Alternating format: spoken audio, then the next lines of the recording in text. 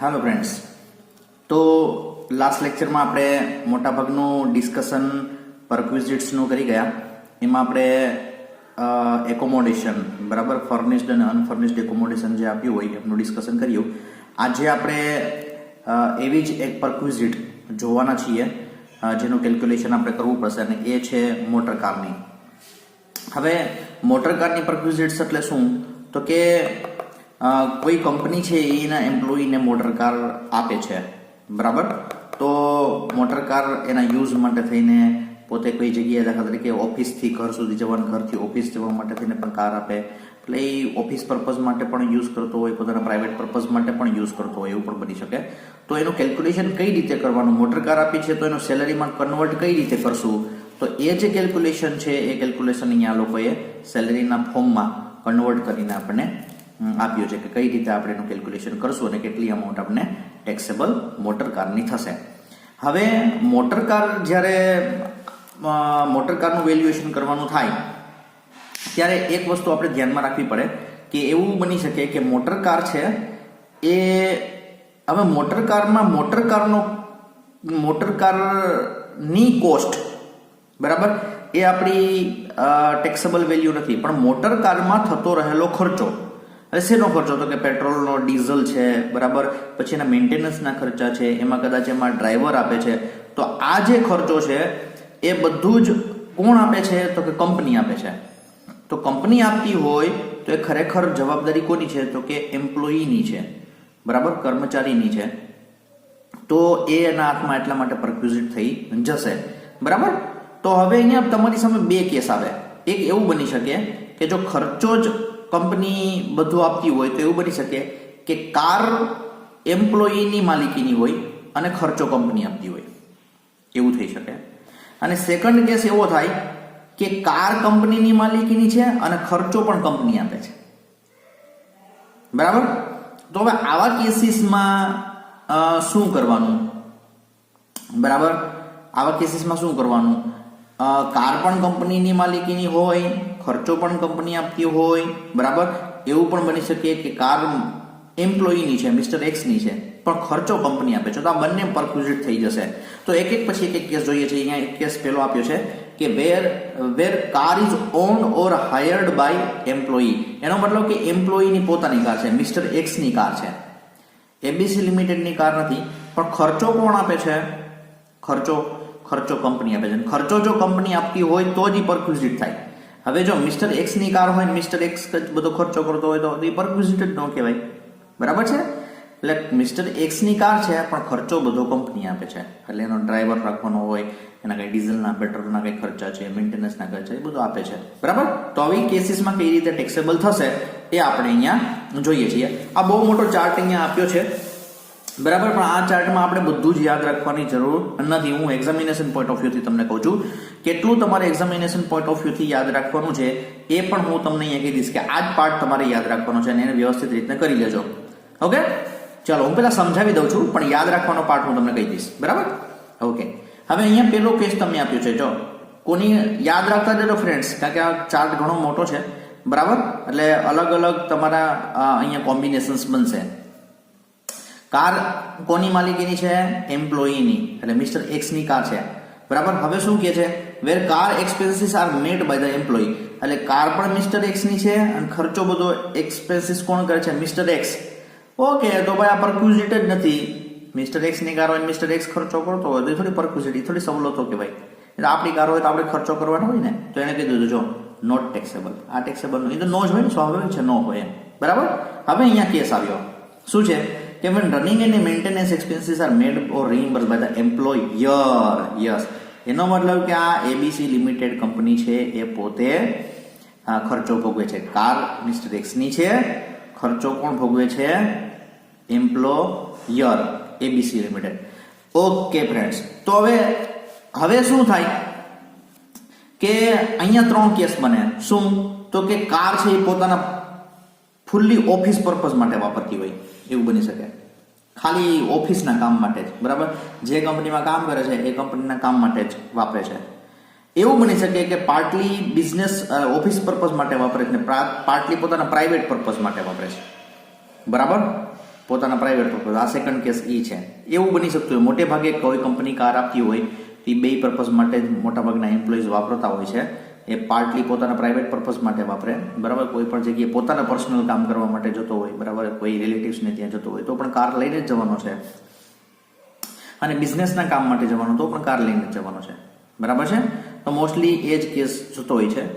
અને એવું બની શકે કે માત્ર પોતાના પ્રાઇવેટ પર્પઝ માટે વાપરે છે, ઓફિસ માટે વાપરતો જ નથી. આ 3 કેસ બની શકે. ઓકે, તો એમાં જો અહીંયા શું છે, પહેલો કેસ તો કે ઓફિસ પર્પઝ માટે યુઝ કરે છે. સેકન્ડ કેસ તમારો શું છે તો કે પ્રાઇવેટ પર્પઝ માટે ખાલી યુઝ કરે છે, ઓનલી પ્રાઇવેટ પર્પઝ. અને થર્ડ કેસ શું છે તો કે partly four the private purpose, બરાબર, અને partly four the office purpose. તો મોટે ભાગે આ જ કેસ તમારો ઇમ્પોર્ટન્ટ રહેવાનો છે, અને આ જ કેસ તમને એક્ઝામિનેશનમાં પણ આ જ કેસ પૂછાવાનો છે.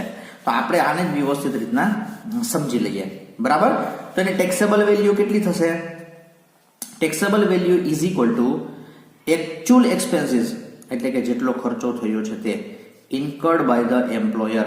એમ્પ્લોયરે જેટલો ખર્ચો કારની પાછળ કર્યો છે ને એ બધો જ ખર્ચો, બરાબર. દાખલા તરીકે કે એમ્પ્લોયર એમ કે ભાઈ તને આખા વર્ષનું મેં 50,000નું પેટ્રોલ આપી દીધું, પેટ્રોલ આપી દઉં છું, એના મેન્ટેનન્સના હું તને 20,000 રૂપીસ આપું છું, બરાબર. અને બીજું શું જોઈએ છે, બરાબર, ડ્રાઈવર જોઈએ છે. હા, તો ડ્રાઈવરની સેલરી પણ હું જ આપી દઈશ. તો ડ્રાઈવરની સેલરી રાખે 3,000 રૂપીસ ગણીએ મંથલી, બરાબર, કોઈ પણ, તો 36,000 એના ગણીએ, બરાબર. તો 50,000, 20,000 ને 36,000 આ ત્રણેય એમને એકચ્યુઅલ એક્સપેન્સીસ ઇન્કર્ડ બાય ધ એમ્પ્લોયરે કર્યું. હવે એમાંથી લેસ શું કરવાનું? લેસ તો કે સ્ટાન્ડર્ડ અમાઉન્ટ એમાંથી લેસ કરવાની. આ સ્ટાન્ડર્ડ અમાઉન્ટ શું કામ લેસ કરવાની? કારણ કે ગાડી તો કોની છે? એમ્પ્લોયીની ગાડી છે, બરાબર. Okay, used for the official purpose, બરાબર, અને ઓફિશિયલ પર્પઝ માટે પણ એ ગાડી વપરાય છે. તો એવી કોઈ સ્ટાન્ડર્ડ એમાઉન્ટ હોય તો એ સ્ટાન્ડર્ડ એમાઉન્ટ, હવે સ્ટાન્ડર્ડ એમાઉન્ટ શું છે? તો સ્ટાન્ડર્ડ એમાઉન્ટ તમને અહીંયા આપી દીધી છે કે કેટલી તમારે બાદ કરવાની થશે, બરાબર. તો હવે સમજી લો, અહીંયા સ્ટાન્ડર્ડ એમાઉન્ટનું કેલ્ક્યુલેશન હું તમને કહું છું કે કેટલું સ્ટાન્ડર્ડ એમાઉન્ટ બાદ કરવાની. ₹1,800 per month where cubic capacity, એટલે સીસી, આપણે કહીએ ને કેટલા સીસીનું એન્જિન છે, cubic capacity of the engine does not exceed 1.6 litre or ₹2,400 per month if the cubic capacity exceed 1.6 litre, બરાબર. હવે સિમ્પલી આને શું કીધું છે કે જો તમને તમારી કાર 1.6 લીટર એન્જિન, 1.6 લીટરનો સીસી, બરાબર, એટલે 1600 સીસીનું જો એન્જિન હોય, બરાબર, 1600 સીસી સુધીનું, એના કરતાં ઓછું હોય, બરાબર, તો ₹1,800 પર મંથ છે, આખા વર્ષના નથી, જુઓ, એટલે આને ગુણ્યા 12 કરવાના, એટલે 1.6 સીસી. તમને કાર પણ આપી દીધી હશે એમણે એક્ઝામ્પલમાં કે કેટલા સીસી વાળી કાર છે, બરાબર, 1600 સીસી છે, બરાબર, 1.6 લીટર કેપેસિટી છે એમની, તો એના કરતાં ઓછી હોય તો ₹1,800 પર મંથ બાદ મળવાના, આમાં બાદ કરી નાખવાના સ્ટાન્ડર્ડ અમાઉન્ટ.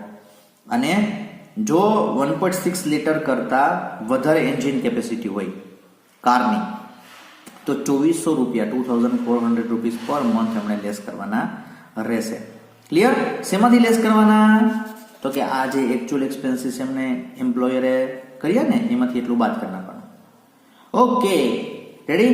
બીજું હવે એમ શું કે ₹900 per month if the shepherd is also provided. Shepherd એટલે શું ફ્રેન્ડ્સ? ડ્રાઈવર. તો ડ્રાઈવર જો સાથે આપવામાં આવે તો ₹900 પર મંથ. ડ્રાઈવરની સેલરી ₹900 અહીંયા કન્સિડર કરી છે તો ₹900 એ પણ બાદ કરી નાખવાના, બરાબર. હવે આ કારની કેપેસિટી દાખલા તરીકે આપણે સમજીએ કે 1.8 લીટરની કાર છે તો 1.6 કરતાં વધારે છે. ઓકે, તો 2,400 મલ્ટીપ્લાઇડ બાય 12, બરાબર, કેટલા આવશે?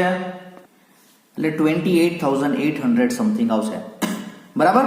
તો એ અમાઉન્ટ પ્લસ જો ડ્રાઈવર પણ કંપની આપતી હોય અને સેલરી કંપની આપતી હોય તો 900 મલ્ટીપ્લાઇડ બાય 12 તો 10,800. તો 28,800 પ્લસ 10,800 એટલી અમાઉન્ટ છે એ તમને એકચ્યુઅલ એક્સપેન્સીસ જે પેલા એ કર્યો છે ને એમાંથી બાદ મળી જશે.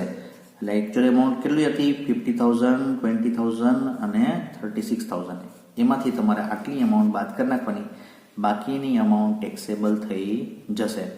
કોને ટેક્સેબલ થઈ જશે? મિસ્ટર એક્સ ના હાથમાં as a perquisite. Clear? Okay, હવે એમાં પાછું અહીંયા કીધું છે કે less amount recovered from the employee. બરાબર? શું કીધું?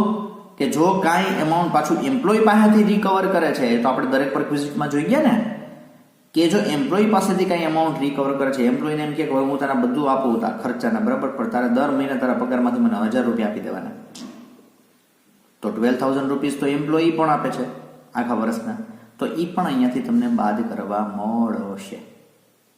ક્લિયર? તો આ એકદમ વ્યવસ્થિત સમજાઈ ગયું. આ જ કેસ મોટે ભાગે, બરાબર, આમાંથી આ કેસ જો કદાચ એમ્પ્લોયીનું તમને એ પણ કીધું હશે કે કોની માલિકીની કાર છે, ખર્ચા કોણ કરે છે, કયા પર્પઝ માટે તેને યુઝ થાય છે, ક્યુબિક કેપેસિટી કારની કેટલી છે, એમ્પ્લોયરે કેટલો ખર્ચો કર્યો, આવું બધું ડિટેલ તમને સમમાં આપી દીધી હશે. આ ઇન્ફોર્મેશન ઉપરથી તમારે કેસ શોધવાનો છે કે આ કેસ છે કે આમાંથી કોઈ કેસ છે. બરાબર? ઓકે, તો આઈ થિંક આ કેસ વ્યવસ્થિત તમને સમજાઈ ગયો હશે. તમારે સૌથી પહેલો ક્વેશ્ચન શું પૂછવાનો કે કોની માલિકીની કાર છે અને ખર્ચો કોણ કરે છે. Clear with that? Okay okay friends, તો નેક્સ્ટ કેસ તમારો હવે અહીંયા આપણે જોઈએ કે where the car is owned or hire by employer. હવે અહીંયા શું થયું કે XYZ કંપની છે, એમની જ કાર છે, XYZ કંપનીની જ કાર છે. ક્લિયર? હવે તો એમાં બે કેસ લીધા કે XYZ કંપનીની કાર છે, કાર જ કંપની આપે છે, કાર કંપનીની માલિક, ભાઈ તું કાર વાપર, હાલે ચાલ. એમ્પ્લોયીને કીધું કે મારે તારાથી કાર લેતો જા, વાપર. હવે શું કે છે કે when the running and maintenance expenses are made by or reimbursed by employer. હવે એમ્પ્લોયર છે ને ઈ ખર્ચો કરે છે. એનો મતલબ શું થયો કે આ એક બોનન્ઝા ઓફર છે. XYZ કંપનીની કાર છે અને બધો ખર્ચો પણ કંપની કરે છે, બધું જ કંપનીનું. અહીંયા તો શું હતું આ કેસમાં, તેમાં કાર એમ્પ્લોયીની હતી પણ ખર્ચો કંપની કરતી હતી. અહીંયા શું છે, કાર એ કંપનીની છે, ખર્ચો એ કંપની કરે છે. તો એમાં પણ એને 3 કેસ લીધા. 3 કેસ તો દરેકમાં આવશે કે કાર છે એ પ્રાઇવેટ પર્પઝ માટે યુઝ થાય, કાર છે એ ઓફિસ પર્પઝ માટે યુઝ થાય, અને કાર છે એ બંને પર્પઝ માટે. તો અહીંયા પણ તમારો આ ત્રીજો કેસ છે એ ઇમ્પોર્ટન્ટ છે, એ જ એક્ઝામિનેશનમાં હોય છે. બરાબર? હું જે કહું છું એ જ તમારા માટે ઇમ્પોર્ટન્ટ કેસ છે અને એ જ તમારે વ્યવસ્થિત રીતના કરવાના છે. બરાબર? જો અહીંયા આપ્યું છે if the car is partly use for the office purpose, બરાબર, અને partly use for the private purpose, તો શું કેલ્ક્યુલેશન થશે? ઓકે, તો અહીંયા કહી દીધું શું છે કે ₹1,800 per month where the cubic capacity of the car is 1.6 liter. એટલે અહીંયા 1,800 પર મંથ છે ઈ ટેક્સેબલ. ઓકે, અને જો કારની કેપેસિટી, બરાબર, 1.6 લીટર એન્જિન કેપેસિટી હોય 1.6 લીટર સુધી, બરાબર, તો 1800 રૂપિયા પર મંથ ટેક્સેબલ અમાઉન્ટ થઈ જશે ફ્રેન્ડ્સ. અને જો ડ્રાઈવર આપે તો ડ્રાઈવરના 900 રૂપિયા વધારાના પર મંથના. હવે અહીંયા જે તમને સ્ટાન્ડર્ડ અમાઉન્ટ કીધી હતી ને એ જ અમાઉન્ટ અહીંયા છે, પણ ફ્રેન્ડ્સ ફેરફાર શું છે કે અહીંયા તમને સ્ટાન્ડર્ડ અમાઉન્ટ બાદ મળતી હતી. જુઓ, ટોટલ એક્ચ્યુઅલ એક્સપેન્સીસમાંથી આ બાદ મળતી હતી, બાદ કરવાની છે. અને અહીંયા કેસ શું છે કે અહીંયા એ જ અમાઉન્ટ ટેક્સેબલ છે. સમજાય છે? ધ્યાનમાં આવે છે?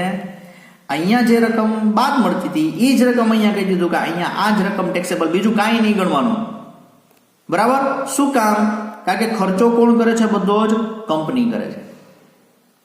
બરાબર? કાર પણ કંપનીની છે એટલે એને ચોખ્ખું કહી દીધું કે આટલા રૂપિયા તમારા હાથમાં ટેક્સેબલ થઈ જશે. 2,400 પર મંથ, બરાબર, per month. If the cubic capacity, જો કારની કેપેસિટી 1.6 લીટર કરતા વધારે હોય તો 2,400 પર મંથ તમારે ટેક્સેબલ થઈ જશે. અને 900 રૂપીસ જો તમને ડ્રાઈવર આપ્યો હોય તો. હવે અહીંયા નોટ ઇમ્પોર્ટન્ટ છે ખાસ. શું કીધું? Nothing is deductible for the amount recovered from the employee. એનો મતલબ એવો થયો આટલી અમાઉન્ટ તો એમને ફિક્સ ટેક્સેબલ થઈ જ જશે. શું કામ? કારણ કે આટલી ઇન્કમ ટેક્સ નક્કી કરેલી આ એક લિમિટ છે, આ એક ટેક્સેબલ અમાઉન્ટ. એટલે કોઈ પણ ખર્ચો જો એમ્પ્લોયી કરે છે, બરાબર, તો ઈ એને બાદ આપવામાં આવતો નથી. અહીંયા આગળના બધા કેસમાં શું હતું કે એમ્પ્લોયી જો કંઈ ખર્ચો કરે કર્મચારી, બરાબર, તો એ પણ એને બાદ આપવામાં આવે. પણ આ કેસમાં કોઈ વસ્તુ બાદ મળતી નથી. એ તમારે ખાસ યાદ રાખવાનું છે. આટલી અમાઉન્ટ ફિક્સ તમને ટેક્સેબલ થઈ જશે. ક્લિયર? કયો કેસ છે? કાર પણ XYZ કંપનીની છે, ખર્ચો પણ XYZ લિમિટેડ જ કરે છે, અને પાર્ટલી યુઝ ફોર ઓફિસ અને partly use four private. Clear? તો આટલું ટેક્સેબલ થશે, કાંઈ બાદ મળશે નહીં. નેક્સ્ટ કેસ જોઈએ. કાર કોની છે? કંપનીની છે. Now when running and maintenance expenses are made by the employee. હવે અહીંયા મિસ્ટર એક્સ ખર્ચો કરે છે, બરાબર. ખર્ચો કોણ કરે છે? મિસ્ટર એક્સ કરે છે. કાર કંપનીની છે પણ ખર્ચો મિસ્ટર એક્સ કરે છે. કંપનીએ શું કર્યું? કાર વાપરો ભાઈ, બાકી જે પણ ખર્ચો થઈને બધું તમે જોઈ લો. ઓકે, તો પણ કાર તો મળી ને કંપની પાસેથી. કંપની પાસેથી જો કાર મળી હોય ને તો એ પણ પરક્વિઝિટ જ ગણાય. ભલે ને ખર્ચો કઈ કંપનીનો આપ્યો પણ કાર તો આપી કે નહીં, તો પણ આપણે આપણા હાથમાં એ પરક્વિઝિટ ટેક્સેબલ થઈ જશે. તો એમાં પણ 3 કેસ અહીંયા આપ્યા છે. પાર્ટલી યુઝ, પેલું તો car use only for the office purpose, only for the private purpose, અને અહીંયા પાર્ટલી યુઝ ફોર ઓફિસ અને પાર્ટલી યુઝ ફોર પ્રાઇવેટ. તો એમાં ટેક્સેબલ કેટલું થશે ફ્રેન્ડ્સ? તો અહીંયા એ લોકો આપી દીધું છે કે 600 rupees, only 600 rupees per month. શું કામ ઓનલી અહીંયા થઈ ગયા? કારણ કે ખર્ચો બધો કોણ કરે છે? Mister x. એટલે ત્યાં કોણ કરતું હતું? કંપની કરતી હતી બધો ખર્ચો. એટલે અહીંયા ઘટી ગઈ અમાઉન્ટ. 600 rupees per month. કારની ક્યુબિક કેપેસિટી 1.6 લીટર કરતા ઓછી હોય તો, અને 900 રૂપિયા એને સેમ રાખ્યા છે દરેક જગ્યાએ ડ્રાઈવરના, શેફરના, બરાબર. અને જો કારની ક્યુબિક કેપેસિટી 1.6 લીટર કરતા વધારે હોય તો 900 rupees per month. Clear? Okay, એટલું ટેક્સેબલ થઈ જશે. આ ફિક્સ અમાઉન્ટ એને આપી દીધી છે. અને નોટમાં પાછું સેમ એવું જ કીધું છે કે નથિંગ ઇઝ ડિડક્ટેબલ, કાંઈ બાદ નહીં મળે. મિસ્ટર એક્સ ગમે તેટલો ખર્ચો કરે તો પણ આમાંથી બાદ મળશે નહીં. તો 600 ગુણ્યા મલ્ટીપ્લાઇડ બાય 12, બરાબર, તો 7200 એ ફિક્સ અમાઉન્ટ તમારી ટેક્સેબલ થઈ જશે. એટલી પરક્વિઝિટ થઈ જશે. શું કામ? જો કારની કેપેસિટી તમારી 1.5 લીટર 1.4 લીટર હોય તો, બરાબર, અને એના કરતાં વધારે હોય તો આટલી અમાઉન્ટ તમારી ટેક્સેબલ થઈ જશે. Clear friends? તો આઈ થિંક આ તમને બહુ વ્યવસ્થિત રીતના સમજાઈ ગયું હશે, બરાબર. તો આ છે તમારી મોટર કારની પરક્વિઝિટ. હવે બધી જ વસ્તુઓ તમને વ્યવસ્થિત ધ્યાનમાં આવી ગઈ હશે. બધી પરક્વિઝિટને કઈ રીતે કેલ્ક્યુલેશન કરવું, તો તમે ધીરે ધીરે એક સમ આપણે જોતા જશું, અને કદાચ તમે પણ જોઈને જો કંઈ કેલ્ક્યુલેટ કરવાનો પ્રયત્ન કરશો તો તમામ આપણા જે અત્યાર સુધીનું કેલ્ક્યુલેશન આપણે જોયા છે, મેં તમને ફોર્મેટ સમજાવ્યું છે, બરાબર. તો તમે પણ અહીંયા જે આપણી સૌરાષ્ટ્ર યુનિવર્સિટી છે, BKNMU છે, બરાબર, એમાં જે એક્ઝામ્પલ પૂછાયેલા છે એ તમે ઇઝીલી કેલ્ક્યુલેટ કરી શકશો, બરાબર. છતાં પણ આપણે ફૂલ ફ્લેજ સમ આપણે સાથે જોવાના છીએ, અને એક 80C સેક્શન છે એ હું તમને સમજાવીશ, બરાબર. ઓકે ફ્રેન્ડ્સ, તો હવે અહીંયા તમને આપણે સેક્શન 80 સમજીએ. સેક્શન 80 શું છે પહેલા તો સમજી લઈએ. 80C જે છે, તો આ એક એવી સેક્શન ઇન્કમ ટેક્સે ઇન્ટ્રોડ્યુસ કરી છે કે કોઈ પણ વ્યક્તિ છે એ વધુમાં વધુ પોતાનું ઇન્વેસ્ટમેન્ટ કોઈ એવી જગ્યાએ કરતો થાય કે જેથી એ ફ્યુચર સેફટી, બરાબર, પોતાની ફ્યુચર સેફટી રાખી શકે, ફ્યુચરમાં એને એક સાથે મોટી અમાઉન્ટ મળી શકે. કોઈ પણ લોકો છે એ હંમેશા સેવિંગ્સ કરવા માટે થઈને એટલા બધા પ્રોત્સાહિત ન હોય, બરાબર. હંમેશા હાથમાં પૈસા આવે એટલે એને વાપરી જ નાખવાનું મન થતું હોય. પણ જો એ સેવિંગ્સ ન કરે તો એના ફ્યુચરમાં ઘણી બધી એની રિસ્પોન્સિબિલિટી આવવાની હોય, બરાબર. ફેમિલી રિસ્પોન્સિબિલિટીઝ હોય, બરાબર, ચિલ્ડ્રનના એજ્યુકેશનના ખર્ચા હોય, બરાબર, એ મોટા થતા હોય તો એના બીજા કોઈ મેરેજના કે એવા પણ ખર્ચા હોય. તો કોઈ પણ માણસે જો સેવિંગ્સ કરેલી હોય, બરાબર, બચત કરેલી હોય, તો જ એ પૈસા એ ભવિષ્યમાં પાછા મેળવી શકે અને પછી એ પોતે પોતાના ફ્યુચર કમિટમેન્ટ્સ છે બધા પૂરા કરી શકે. તો આવી સેવિંગ્સ લોકો કરતા થાય, બરાબર, એટલા માટે પ્રોત્સાહનના સ્વરૂપે એક સેક્શન 80C કંપની ઇન્કમ ટેક્સે બહાર પાડી છે. શું કામ? કે જો બધું આટલી જગ્યાએ તમે આમાં આપેલી ઘણી બધી સ્કીમ્સ છે, તો આટલી સ્કીમ્સમાં જો તમે ઇન્વેસ્ટમેન્ટ કરશો, બરાબર, તો તમે જેટલી પણ ઇન્વેસ્ટમેન્ટ કરેલી રકમ છે ને એટલી ઇન્કમ ટેક્સ અમે તમને બાદ આપશું. યસ, જો ઇન્કમ ટેક્સ પણ તમે આવું જો કોઈ સારું કામ કરતા હો, બચત કરતા હો, તો ઇન્કમ ટેક્સ પણ તમને પ્રોત્સાહન આપે છે, બરાબર, કે તમે સેવિંગ્સ કરો અને તમારું ફેમિલી રિસ્પોન્સિબિલિટી તમે અદા કરો, બરાબર. તો કોઈ પણ માણસ પોતાની અર્નિંગ કરતો હોય, દાખલા તરીકે 3 લાખ રૂપીસ પર એનમ, આખા વર્ષના એને 3 લાખ રૂપિયાની ઇન્કમ હોય, તો 3 લાખ રૂપિયા વાપરી નાખે તો શું થાય? તો એ વ્યક્તિ ભવિષ્યમાં કોઈ પણ એની રિસ્પોન્સિબિલિટી વ્યવસ્થિત રીતના પેલું ન કરી શકે. એટલે ઇન્કમ ટેક્સ કે તમે સેવિંગ્સ કરતા જાઓ, બચત કરો. તો એના માટે અહીંયા આપણે સેક્શન 80C સમજવાની છે કે પોતે જે ઇન્કમ અર્ન કરે છે એમાંથી કોઈ પણ જગ્યાએ, આમાં ઘણી બધી સ્કીમ્સ આવે છે, 22-25 સ્કીમ્સ આપી છે. તો એમાંથી કોઈ પણ સ્કીમમાં તમે પૈસા રોકશો, ઇન્વેસ્ટમેન્ટ કરશો, એટલે તમને રિટર્ન તો મળશે જ ભવિષ્યમાં, બરાબર, પણ સાથે સાથે એ જે સ્કીમ છે એ સ્કીમ તો તમને રિટર્ન આપશે જ, પણ સાથે સાથે અમે તમને ઇન્કમ ટેક્સમાં પણ બેનિફિટ આપશું. તમારે એટલી રકમ ઉપર ટેક્સ ભરવો પડશે નહીં. સમજાય છે ફ્રેન્ડ્સ? તો આ સેક્શન 80C છે. તો સેક્શન 80C પહેલું શું કહે છે કે કોઈ પણ વ્યક્તિ છે એ 1.5 લાખ સુધી 1,50,000 સુધી ઇન્વેસ્ટમેન્ટ કરી શકે છે, બરાબર. આ સ્કીમોમાંથી કોઈ પણ સ્કીમમાં એ રોકાણ કરી શકે. પછી એવું નથી કે એક જ સ્કીમમાં એકસાથે 1,50,000 રોકવા, બરાબર, 4-5 સ્કીમોના ભેગા થઈને પણ રોકી શકે, બરાબર. પણ એવું પણ નથી કે 1.5 લાખ જ રોકવા. કોઈ એમ કે મારોથી 80,000 જ મારે રોકાય એમ છે, તો ઇન્કમ ટેક્સ કે વાંધો નહીં, તમે 80,000 બાદ આપશું તમને તમારી ઇન્કમમાંથી, બરાબર. કોઈ એમ કે મારે 2 લાખ રોકવા છે કોઈ પણ આમ ઘણી બધી સ્કીમોમાં ભેગા થઈને, તો ઇન્કમ ટેક્સ વાંધો નહીં, તમે રોકી શકો, પણ અમે તમને 1.5 લાખ જ બાદ આપશું, બરાબર. એટલે મેક્સિમમ લિમિટ તમારી કેટલી છે? 1,50,000. એ 1,50,000 નો ઇન્વેસ્ટમેન્ટ અને નીચેની કોઈ પણ સ્કીમ્સમાં કરેલું હોવું જોઈએ. તો પેલું જ ફ્રેન્ડ શું છે તો કે લાઈફ ઇન્સ્યોરન્સ પ્રીમિયમ અને લીધેલું, લાઈફ ઇન્સ્યોરન્સ પ્રીમિયમ, બરાબર. LIC ની એની પોલિસી આવે છે ને, પોતાની લાઈફ માટેનો જીવન વીમો, આપણે કહીએ ને જીવનનો વીમો લીધેલો હોવો જોઈએ. તો જીવનના એનું જો પ્રીમિયમ ભરતા હોય કાંઈ પણ, હું જેટલું અંડરલાઈન કરાવું ને એટલું જ તમારે યાદ રાખવાનું છે, બરાબર. લાઈફનો કોઈ ઇન્સ્યોરન્સ લીધો હોય, એનું પ્રીમિયમ ભર્યું હોય, તો એ પ્રીમિયમ, દાખલા તરીકે કોઈ એમ કે મારું 20,000 નો પ્રીમિયમ આવે છે, મેં 1 કરોડનો વીમો લીધો છે, તો એ 20,000 રૂપિયા એને 80C માં બાદ મળશે, બરાબર. પછી શું કહે છે તો કે અહીંયા જો બોર્ડમાં લખેલું છે નોન કોમ્યુટેબલ ડિફર્ડ એન્યુઇટી. તો આ શું છે, બરાબર. તો આ પણ એક ડિફર્ડ એન્યુઇટી, એટલે થોડા સમય બાદ ઇન્વેસ્ટ કરેલી રકમ છે એ પાછી અમુક ઇન્ટરેસ્ટ સહિત, બરાબર, એ એન્યુઇટીના કેલ્ક્યુલેશનને ધ્યાનમાં રાખી 5 વર્ષ 10 વર્ષ, બરાબર, એને રિટર્ન બેક મળતી હોય છે. આ પણ એક સ્કીમ છે.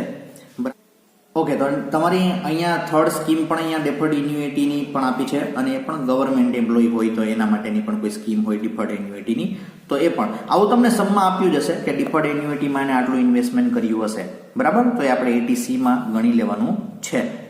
ઓકે, હવે આ ફ્રેન્ડ તમારા માટે એક સરસ મજાની ઇમ્પોર્ટન્ટ વાત છે.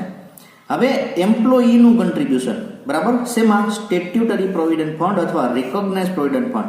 હવે ફ્રેન્ડ્સ, આ રિકોગ્નાઇઝ પ્રોવિડન્ટ ફંડ આપણે ક્યાં શીખી ગયા? યસ, આપણે પેલા ફોર્મેટમાં જોઈ ગયા. તેમાં રિકોગ્નાઇઝ પ્રોવિડન્ટ ફંડમાં ત્યાં 2 વસ્તુ સમજ્યા. એક એમ્પ્લોયરનું કોન્ટ્રીબ્યુશન. એમ્પ્લોયરનું કોન્ટ્રીબ્યુશન એટલે શું? મેં તમને અહીંયા એક્ઝામ્પલ આપ્યું તો ખબર કે 30,000 ની ઇન્કમ હોય, તેમાં 3,000 રૂપિયા એમ્પ્લોયી પોતે પ્રોવિડન્ટ ફંડમાં જમા કરે, તો 3,000 કોણે જમા કરાવવાના? સામે કંપનીએ. યસ, તો એ કંપનીનું જે રિકોગ્નાઇઝ પ્રોવિડન્ટ ફંડમાં જે કોન્ટ્રીબ્યુશન છે એ ત્યાં આપણે લીધું હતું ફોર્મેટમાં, બરાબર, યાદ છે? હા. તો એ કેટલું? 12% કરતાં વધારે હોવું જોઈએ નહીં સેલેરીના, બરાબર છે? ઓકે. અને બીજું ત્યાં શું જોયું હતું? Interest on recognise provident fund, તો એ 9.5% કરતાં વધારે હોવું જોઈએ નહીં. હવે અહીંયા જે રિકોગ્નાઇઝ પ્રોવિડન્ટ ફંડ લીધું છે, તો અહીંયા કોનું કોન્ટ્રીબ્યુશન છે ફ્રેન્ડ્સ? તો આ તમારે યાદ રાખવાનું છે ખાસ. આ કોનું કોન્ટ્રીબ્યુશન છે? એમ્પ્લોયીનું. એમ્પ્લોયી એટલે કોણ? મિસ્ટર એક્સ, બરાબર. હવે મિસ્ટર એક્સ પણ પોતાના, મેં કીધું કે 30,000 પગાર હોય, 30,000 માંથી 3,000 પોતે રિકોગ્નાઇઝ પ્રોવિડન્ટ ફંડમાં જમા કરે છે. તો એ પોતાના 30,000 માંથી 3,000 ની બચત જ કરે ને, આમ જોવા જાવ તો. સમજાય છે? એટલે એણે જે પોતાના સેલેરીમાંથી જે બચત કરી પ્રોવિડન્ટ ફંડમાં જમા કર્યા, તો એ પણ ઇન્કમ ટેક્સ ડિપાર્ટમેન્ટ એમ કહે કે 3,000 તમે છે ને અહીંયા લઈ લો 80C માં. તો એમ્પ્લોયીનું કન્ટ્રીબ્યુશન છે એ 80C માં આવશે અને એમ્પ્લોયરનું કન્ટ્રીબ્યુશન જો હોય તો એ આપણે ફોર્મેટમાં આવશે. ક્લિયર? સમજાઈ ગયું? ઓકે, ચાલો. તો ધેન આફ્ટર અહીંયા એક પબ્લિક પ્રોવિડન્ટ ફંડ અને પીપીએફ પણ કહેવાય. પીપીએફ આવું શબ્દ તમને ઘણી વાર આપ્યો છે. પીપીએફ બરાબર છે? ઓકે, તો પીપીએફમાં કંઈ કન્ટ્રીબ્યુશન કર્યું હોય તો પછી સુપર એન્યુએશન ફંડ છે, આવું પણ નામ આપ્યું હોય છે, અપ્રુવડ સુપર એન્યુએશન ફંડ. બરાબર. પછી આ નેશનલ સેવિંગ સર્ટિફિકેટ છે ફ્રેન્ડ્સ, આને એનએસસી કીધું હશે. એનએસસી આવું નામ આપ્યું હશે. એનએસસી કેટલા છે? 8 છે અને 9 છે. એમાં પછી સુકન્યા સમૃદ્ધિ અકાઉન્ટ. આ સુકન્યા સમૃદ્ધિ એકાઉન્ટ હમણાં જ ગવર્મેન્ટે થોડા સમય પહેલા બહાર પાડેલી દીકરીઓ માટેની સ્કીમ છે. બરાબર, સુકન્યા સમૃદ્ધિ અકાઉન્ટ છે. પછી યુનિટ લિંક્ડ ઇન્સ્યોરન્સ પ્લાન, અને યુલિપ પણ કહેવાય, ULIP. તો અહીંયા યુલિપ લખ્યું છે ને. પછી LIC ના હોય કે કોઈ પણ ના હોય, યુલિપ. તો આમાં પણ ઇન્વેસ્ટમેન્ટ કરી શકો. બરાબર. Annuity plan of the life insurance corporation, એના એન્યુઇટી પ્લાન કોઈ પણ હોય. પછી મ્યુચ્યુઅલ ફંડમાં રોકાણ કર્યું હોય, મ્યુચ્યુઅલ ફંડના યુનિટ્સ લીધા હોય. બરાબર, મ્યુચ્યુઅલ ફંડના યુનિટ્સ લીધા હોય તો એમાં પણ જો તમે ઇન્વેસ્ટમેન્ટ કર્યું હોય તો પણ તમને 80C માં બાદ મળશે. બરાબર. ઓકે, પણ તમને 80C માં બાદ મળશે. બરાબર. એટલે કદાચ કોઈનામાં father income tax return file કરતા હોય, ઇન્કમ ટેક્સ ભરતા હોય તો એમને કદાચ ખ્યાલ જ હશે કે જો પોતાના છોકરાની જે સ્કૂલની ફી ભરે છે, બરાબર, ફૂલ ટાઈમ કોર્સ જ, આપણે ફૂલ ટાઈમ કોર્સ જ કરીએ છીએ. બરાબર. તો એમાં જે એ પોતે ટ્યુશન ફી ભરે છે, ટૂંકમાં એજ્યુકેશન ફી, બરાબર, તો એ પણ એને 80C માં બાદ મળશે. પછી અહીંયા જુઓ, કોઈ હાઉસિંગ ઘર મકાન બનાવવા માટેનું કન્સ્ટ્રક્શન માટે જો પ્રોપર્ટી હોય, બરાબર, અને એણે પોતે કોઈ લોન લીધી હોય, દાખલા તરીકે કોઈ મકાન બનાવવા માટે ગવર્મેન્ટ પાસેથી લોન લીધી, કોઓપરેટિવ સોસાયટી પાસેથી લોન લીધી હોય, બરાબર, તો એ લોનનો કાંઈ હપ્તો ભરે છે, ઇન્સ્ટોલમેન્ટ. આપને ખબર છે કે ઇન્સ્ટોલમેન્ટમાં બે વસ્તુ હોય, એક પ્રિન્સિપલ એમાઉન્ટ હોય અને એક ઇન્ટરેસ્ટ હોય. આ બે વસ્તુ હપ્તામાં હોય. તેમાં જે પ્રિન્સિપલ એમાઉન્ટ છે, બરાબર, ઓકે, તો એ અહીંયા તમને બાદ મળશે. ક્લિયર? 80C માં. તો ફ્રેન્ડ્સ, આ બધી વસ્તુઓ તમારી, બસ આટલી વસ્તુઓ તમારે ખાસ યાદ રાખવાની છે. આમાંથી કોઈ પણ વસ્તુઓ તમને ત્યાં આવી શકે. બરાબર. અને તમે એમાં 80C માં કેટલી વસ્તુઓ, તમારે ફ્રેન્ડ્સ યાદ શું રાખવાનું છે કે આપણે 1.5 લાખ કરતાં વધારે ઇન્વેસ્ટમેન્ટ થશે તો આપણને માત્ર 1,50,000 સુધી બાદ મળશે. એના કરતાં વધારે બાદ મળશે નહીં. ઓકે, તો હવે અહીંયા આપણે જે કેલ્ક્યુલેશન આપણા ફોર્મેટમાં સમજ્યા હતા એ પાછું જોઈ લઈએ એટલે ધ્યાનમાં આવી જાય. જો અહીંયા ગ્રોસ સેલરી આપણે કેલ્ક્યુલેટ કરી લીધી, પછી એમાંથી ડિડક્શન, સ્ટાન્ડર્ડ ડિડક્શન ફિક્સ છે, entertainment allowance only government employ માટે, અને પ્રોફેશનલ ટેક્સ તમને આપ્યો હોય. જો અહીંયા ડિડક્શન અંડર સેક્શન 80C છે, તો આજે 15-16 આઈટમ આપણે જોઈ એ અહીંયા તમને તમારે એક સાથે નીચે છે ને વર્કિંગ નોટમાં તમે નોટ્સ અહીંયા નોટ લખી, બરાબર, અને નીચે તમે ટોટલ કરી શકો કે ભાઈ ચલો LIC નો પ્રીમિયમ આટલું ભર્યું, બરાબર, પછી મ્યુચ્યુઅલ ફંડમાં આટલા રોક્યા, પબ્લિક પ્રોવિડન્ટ ફંડમાં આટલા રોક્યા, બરાબર, ટ્યુશન ફી આપણા છોકરાની ટ્યુશન ફીના આટલા થયા, બરાબર, પછી યુલિપમાં આટલા રોકાણા, બરાબર, unit link insurance, NSC national saving સર્ટિફિકેટમાં આટલા રોક્યા, બરાબર, પછી એન્યુઇટી પ્લાન આટલાનો લીધો, બરાબર. તો હવે ઘણી બધી તમને ત્યાં આપી હશે સ્કીમ્સ, તો એ સ્કીમનો તમારે ટોટલ કરી નાખવાનો કે કેટલામાં રોકાણ કર્યું છે, બધું ખબર પડી ગઈ. ઓકે, કેટલા થયા તો કે 1,20,000, તો 1,20,000 અહીંયાથી માઇનસ કરી નાખવાના.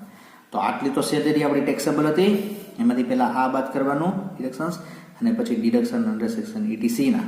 પછી જે ફિગર ફ્રેન્ડ્સ આવશે એ તમારી ટેક્સેબલ સેલેરી થઈ જશે અને આના ઉપર તમારે ટેક્સ ભરવાનો રહેશે. Clear? Final? Okay, very good. તો સેલેરી ચેપ્ટરમાં